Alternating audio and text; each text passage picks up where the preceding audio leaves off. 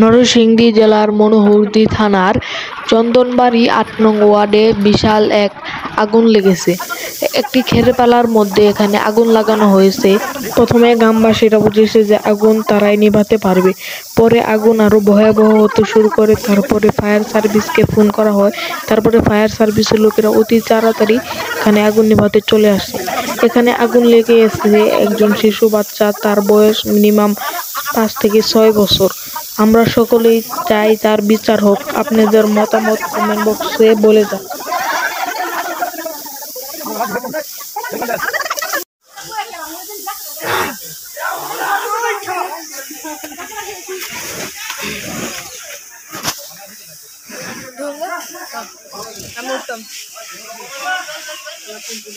বড় ভিডিও করুন।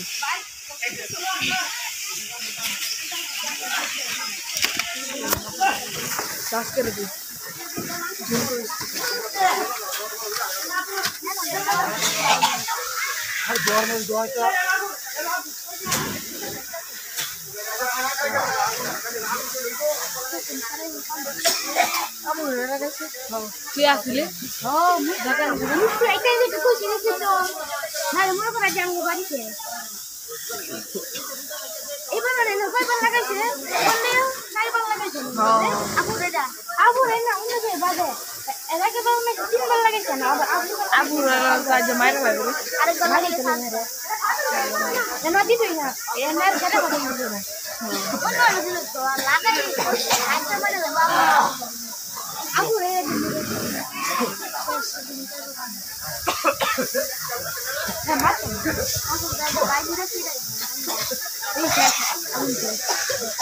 বড় ভিডিও